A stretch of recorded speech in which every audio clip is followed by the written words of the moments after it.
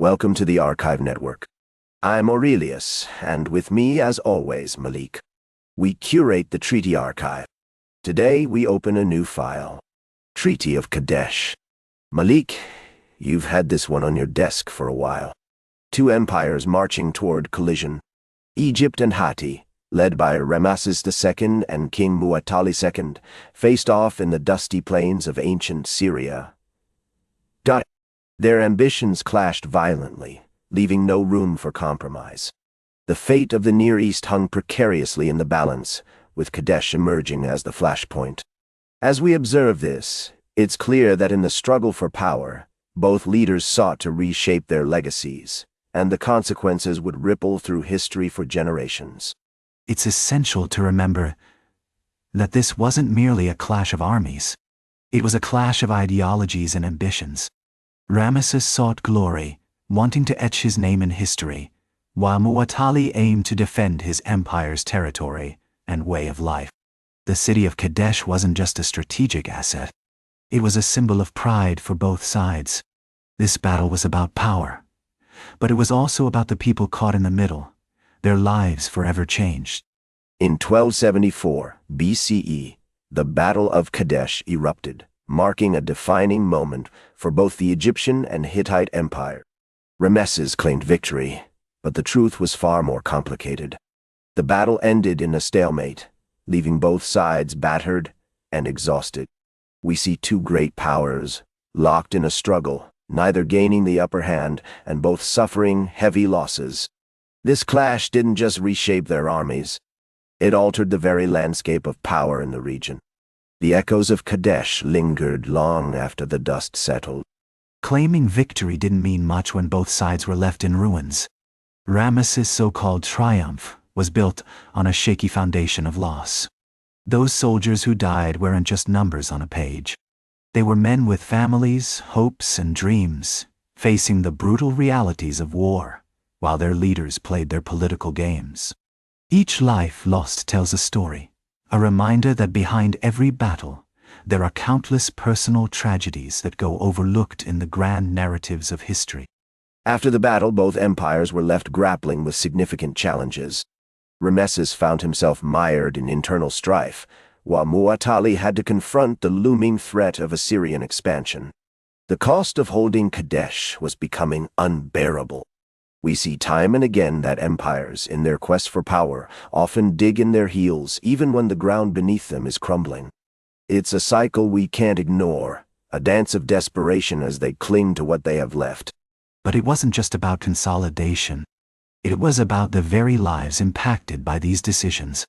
When ambition drives leaders, the human cost is often overlooked, and it's the everyday people who pay the price. Families were torn apart. Communities disrupted.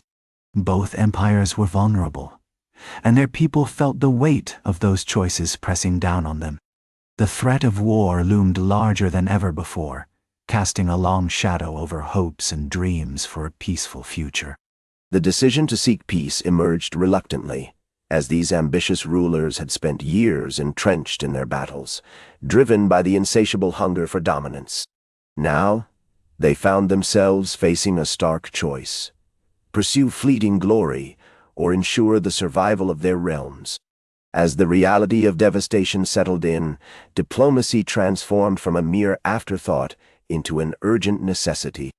The stakes had never been higher, and the weight of their choices loomed over them like a storm cloud ready to burst. Survival shouldn't be a last resort. It should be the priority for both leaders.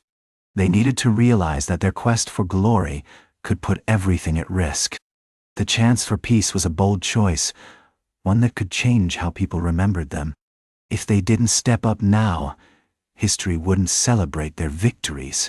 Instead, it would mark them for their failures, and countless lives would pay the price for their inaction.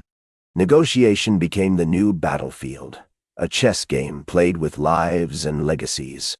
If they succeeded, they could reshape the Near East, crafting a new order to their advantage.